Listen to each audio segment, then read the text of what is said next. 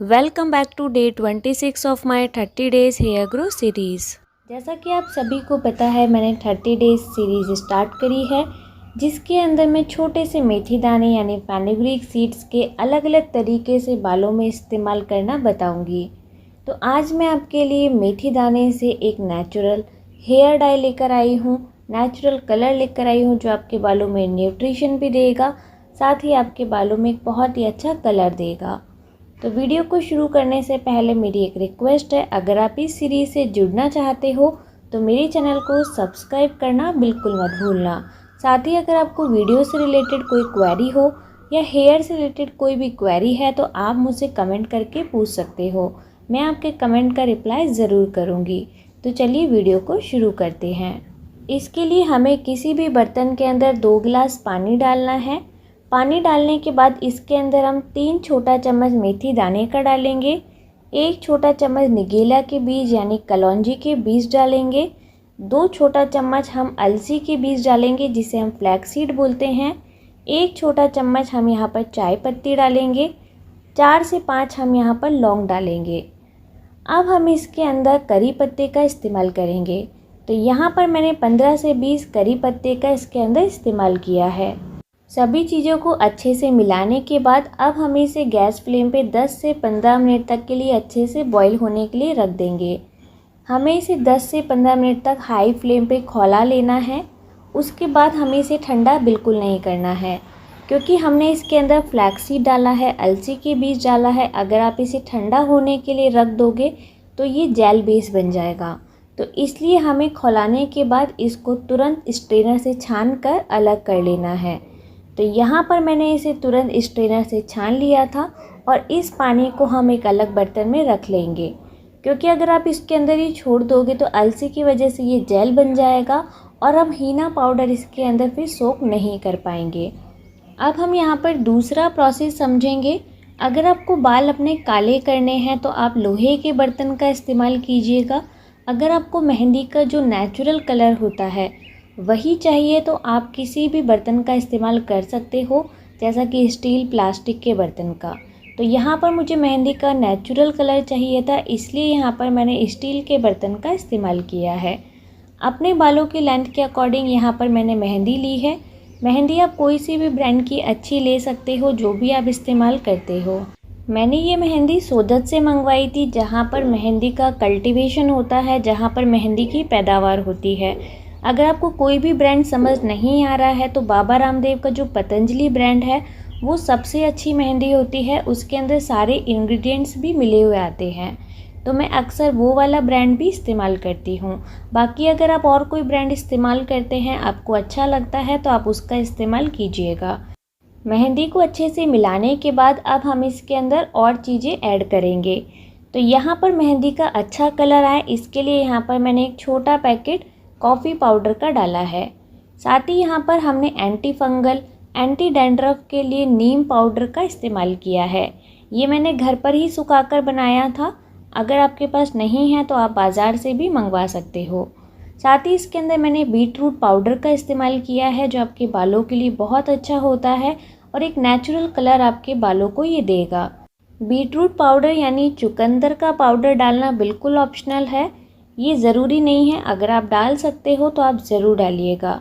साथ ही यहाँ पर हमें आंवला पाउडर का भी इस्तेमाल करना है। आप इसके अलावा भृंगराज पाउडर का इस्तेमाल कर सकते हो, पर मेरे पास नहीं था तो यहाँ पर मैंने इस्तेमाल नहीं किया है। अगर कुछ भी आप मेहंदी के अंदर इसके अलावा डालते हो तो आप इसके अंदर ऐड कर सकते हो। आंवला पाउडर डालने के बाद मैंने इसको अच्छे से मिलाकर पूरी रात मैंने इसको भिगोने के लिए रख दिया था। हमें इसे कम से कम 10 से 15 घंटे के लिए भिगोना है। अगर आप एक दिन पहले भिगो रहे हो तो आपको इसको नेक्स्ट डे लगाना है, जिससे इसका बहुत ही अच्छा कलर आता है। तो देखिए नेक्स्ट डे इसका कलर बिल्कुल चेंज हो चुका है। अब लगाने से पहले हमें इसके अंदर 2 चीज़ें ऐड करनी है। सबसे पहले हम इसके अंदर नींबू डालेंगे, जो एंटी फंगल, एंटी डैंड्रफ का भी काम करता है। साथ ही आपके बालों में जो भी अगर इचिंग की प्रॉब्लम है तो ये उसे भी ख़त्म करेगा। और मैंने यहाँ पर 1 बाउल दही डाला है, यानी कर्ड का इस्तेमाल किया है, जिससे आपके बालों के अंदर एक शाइन आएगी, सॉफ्टनेस आएगी और बहुत ही अच्छे आपके बाल हो जाएंगे। नींबू और दही डालने के बाद हमें इसे 5 मिनट तक के लिए एक ही डायरेक्शन में चलाना है, जिससे इसके अंदर छोटे छोटे जो लम्स है वो ख़त्म हो जाएंगे और हमें लगाने में ये आसानी रहेगा। तो देखिए 5 मिनट अच्छे से एक ही डायरेक्शन में चलाने के बाद इसके अंदर लम्स ख़त्म हो गए थे। थर्ड प्रोसेस में अब हम इसे लगाने का तरीका देखेंगे। मेहंदी को अप्लाई करने का भी एक तरीका होता है, जैसा कि मैं वीडियो में आपको बता रही हूँ। आप गौर से देखिएगा और वीडियो को बिल्कुल भी स्किप मत कीजिएगा। अगर आप मेरे द्वारा बताए गए तरीके से मेहंदी को अपने बालों में लगाओगे तो यकीन मानिए आप अपने घर का कोई भी काम कर सकते हो, ये बिल्कुल भी गिरेगा नहीं, साथ ही आपकी मेहंदी जो है टपकेगी भी नहीं और हम ऐसा बन बनाएंगे जो आपके बालों को हिलाएगा भी नहीं। इसलिए आप अपने घर का या कोई भी काम अपने आप से कर सकते हो, तो इसे हमें लेकर बैठने की ज़रूरत नहीं पड़ेगी। तो यहाँ पर आप वीडियो को ध्यान से देखिएगा और स्किप बिल्कुल मत कीजिएगा। अब आप लोगों का सवाल होगा कि हमें मेहंदी को कितनी बार लगाना है। तो जैसे कि प्लांट्स के अंदर हमें न्यूट्रिशन के लिए खाद की आवश्यकता होती है, वैसे ही हमारे बालों में हमारे स्काल्प को न्यूट्रिशन की आवश्यकता होती है। तो मेहंदी लगाने से हमें पोषण मिलता है, नेचुरली पोषण हमें मेहंदी लगाने से ही मिलता है। तो यहाँ पर अगर आप महीने में 2 बार मेहंदी का इस्तेमाल कर सको तो बहुत ही अच्छी बात है, ये आपके बालों में बहुत ही अच्छा न्यूट्रिशन देगा। हर एक 15 दिन में हमें मेहंदी का इस्तेमाल करना है। अगर आप 1 महीने में 2 बार नहीं लगा सकते हो तो कम से कम महीने में 1 बार आप ज़रूर लगाइएगा। कई बार हम जब सैलून जाते हैं तो हमें देखने को मिलता है, सैलून वाले हमें सजेस्ट करते हैं कि आप केराटिन करवा लीजिए या हेयर कलर करवा लीजिए।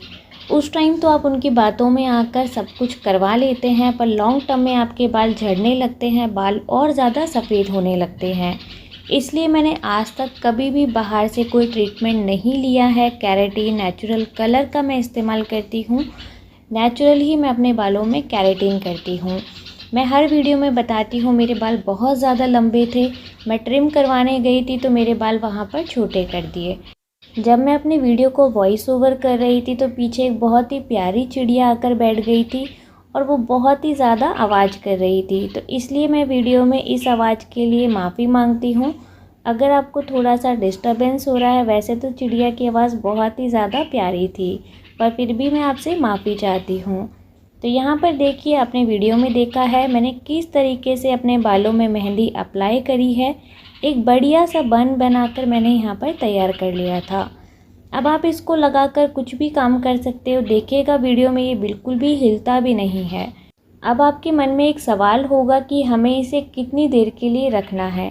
तो यहाँ पर मैं बता दूँ, इसे हम लगभग 2 घंटे के लिए रखेंगे।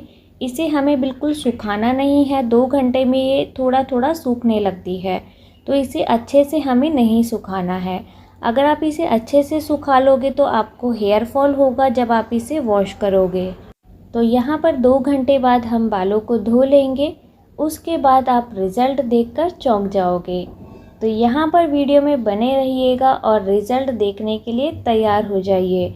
जब मैंने अपने बालों में मेहंदी लगाई थी तो मेरे बाल झाड़ू की तरह थे, कोई न्यूट्रिशन नहीं था, और अब मेरे बालों का रिज़ल्ट देखिए। बालों के अंदर एक अलग ही शाइन है, सॉफ्टनेस है, साथ ही आप मेरे बालों का नेचुरल कलर भी देख सकते हो।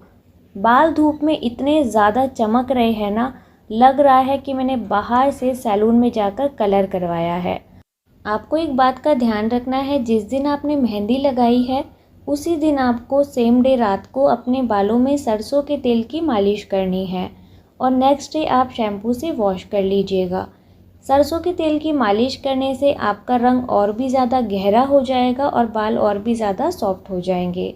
तो चलिए आज की वीडियो को हम यहीं एंड करते हैं, मिलते हैं एक और नई वीडियो के साथ। तब तक के लिए मेरे चैनल को सब्सक्राइब कर देना, और अगर आपका कोई भी क्वेरी हो तो आप मुझे कमेंट करके पूछ सकते हो। मैं आपके कमेंट का रिप्लाई ज़रूर दूंगी, तो मुझे आपके कमेंट का वेट ज़रूर है।